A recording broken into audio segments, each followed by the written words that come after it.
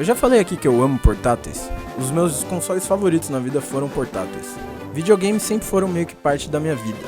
Eu nasci nos anos 90 e eu tive um irmão mais velho, então era meio que inevitável que eu fosse trombar com videogames desde muito cedo. Mas demorou um pouco pra eu preferir jogar um videogame do que brincar com um boneco, ou uma Beyblade, ou uma Amoeba, sei lá. Ai, meu cabelo, João, você tá maluco? Cuidado! Isso até eu ganhar um Game Boy Advance SP.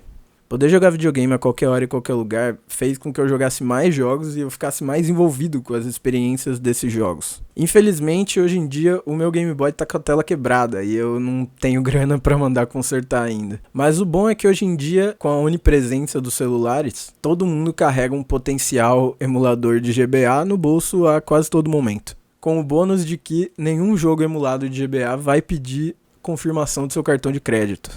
Então hoje eu tô aqui para apresentar 2 bons jogos de GBA para você jogar aí a qualquer momento.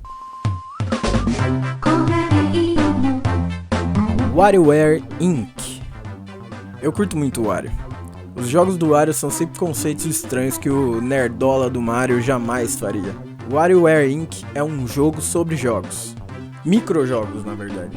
O objetivo aqui é vencer uma sequência de jogos, cada jogo com mais ou menos 5 segundos, e eles utilizam apenas as setas e um botão. Isso não significa que o jogo não tem conteúdo, muito pelo contrário. WarioWare Inc. te apresenta personagens cheios de personalidade, e a personalidade deles não transparece só na hora das cutscenes, transparece também na seleção de joguinhos que eles têm escolhidos pra você. Por exemplo, o Jimmy curte jogos de esporte, a Mona curte jogos estranhos, o 9V curte jogos sobre jogos. Calma, você já vai entender. Cada nível que você joga tem um limite para desbloquear o próximo. Por exemplo, o Wario, se você ganhar 10, você desbloqueia o Jimmy. Mas no Jimmy, para você desbloquear o próximo, você tem que ganhar 15 e por aí vai. No início de cada sequência, você é dado 4 vidas. E você perde uma se você errar um minigame, mas você continua avançando até perder todas elas.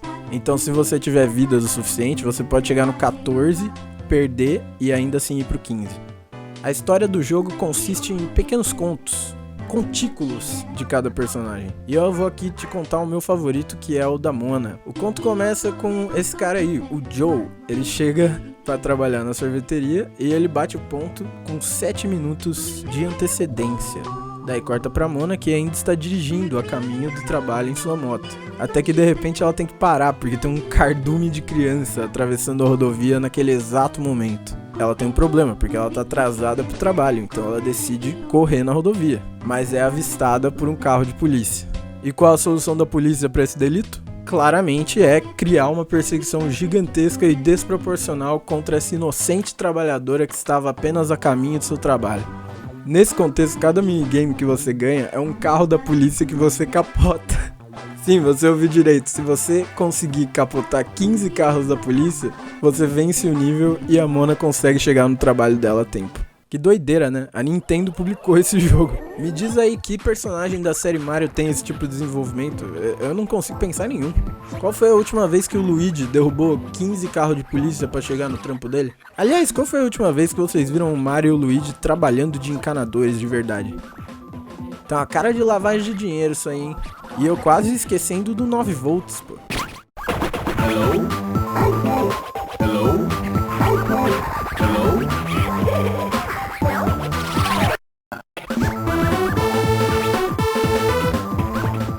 Todos os microjogos deles são baseados em algum jogo do passado da Nintendo. Tem F-Zero, tem Duck Hunt, tem Super Mario, Dr. Mario, tem Donkey Kong também, tem Zelda, tem até um microjogo de Mario Clash, que é o jogo que foi feito pro Virtual Boy, aquele protótipo de VR que a Nintendo fez em 95 e descontinuou em 96.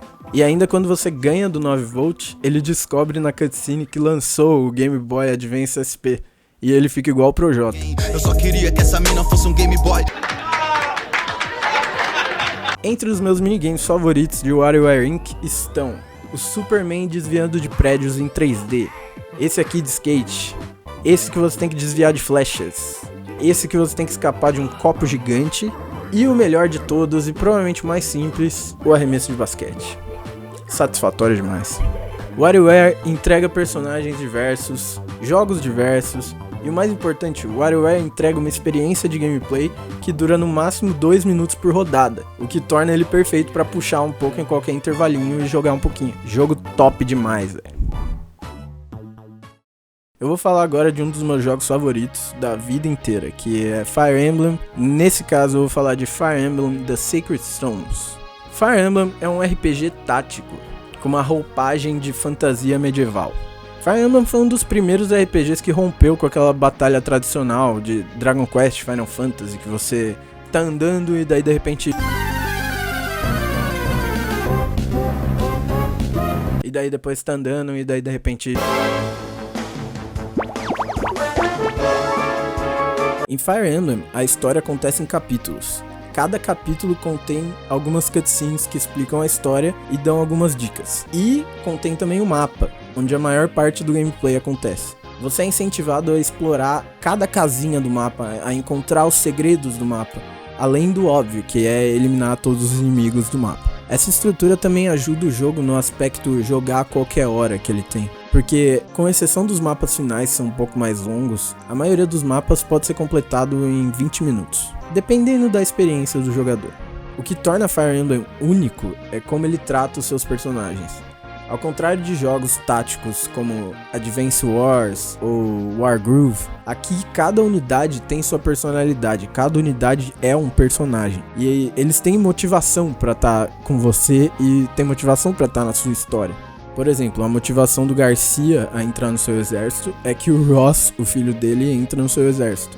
Para dar uns exemplos mais detalhados, no capítulo 4, na cena em que acontece antes da batalha, você descobre, através da arqueira Neime, que seu amigo Koumi, um ladrão, está indo roubar o esconderijo de uns bandidos. Se você não prestou atenção ou pulou a cena, você não vai saber que se você levar a Neime até o Koumi e falar com ele, ele vira azulzinho e pronto, ele tá no seu exército. Ter um ladrão no seu exército é muito útil nesse jogo, porque ele consegue abrir baús com itens sem precisar da chave.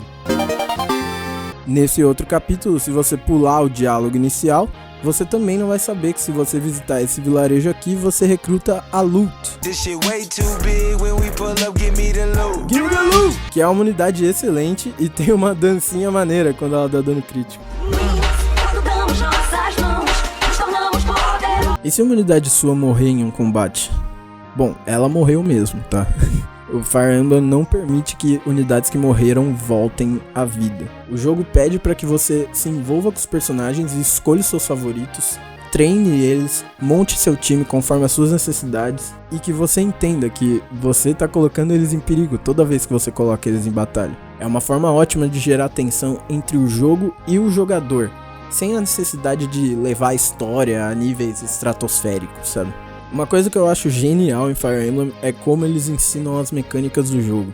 Logo no início, antes de qualquer batalha, você assiste um embate entre o Seth, que é o general do seu exército, e o Walter, que é o general de um outro exército. O Seth usa uma espada e o Walter usa uma lança, e o jogo te informa que o Walter tem a vantagem nesse embate. Pouco depois, no mapa do prólogo, todos os inimigos usam machados, e todas as suas unidades disponíveis nesse mapa usam espadas. Então é inevitável que você vai descobrir que espadas ganham de machados e perdem de lanças. Com essas duas informações você já consegue presumir a dinâmica do pedra, papel e tesoura que o jogo está propondo, sem necessidade alguma de tutoriais intrusivos. Mas o que é esse monte de número aí na tela, Gabriel? Que porra é essa?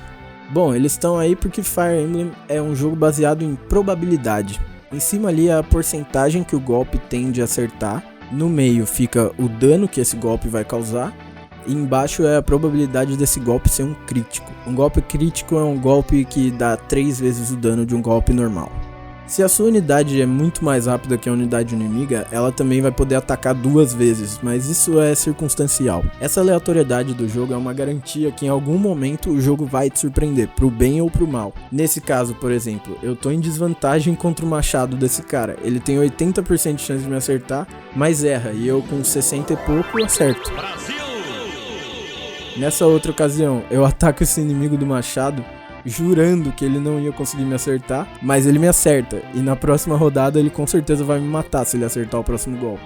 Então eu uso as minhas unidades pra abrir o caminho e resgatar a unidade que morreria no próximo turno. Eu sei o que você tá pensando, eu sei que Fire Emblem não parece um jogo muito amigável, porque é um gênero que poucas pessoas tomam o tempo pra experimentar e ver qual é mesmo. Talvez seja porque é intimidador ver um monte de porcentagem na tela, ou sei lá. Mas se você curte jogos, tanto eletrônico quanto de tabuleiro, Fire Emblem é um híbrido que vai te render muitas horas de emoção. Você realmente ficaria surpreso o quanto Fire Emblem pode ser jogado como um jogo de celular mesmo, aqueles 15 minutinhos que você tem sem fazer nada, completa um capítulozinho de Fire Emblem. É muito mais satisfatório do que Candy Crush. Eu espero que as minhas recomendações façam você olhar o celular de vocês com outros olhos. Muitos jogos rodam em celulares atualmente, e aproveitar os emuladores vai te trazer experiências de jogos muito mais legais do que Raid Shadow Legends, ou qualquer um desses jogos que são feitos para extorquir criança. E por hoje é isso. Eu agradeço muito quem chegou no final. Se você não é inscrito e gostou do vídeo, me ajuda a fazer mais. Aproveita que eu não sou famoso ainda leio todos os comentários para deixar uma sugestão, um xingamento, qualquer coisa. Eu quero saber quais as conversas sobre videogame que vocês querem ter para eu poder trazê-las aqui. Beleza? Meu nome é Gabriel Serra. Até o próximo vídeo. Tchau.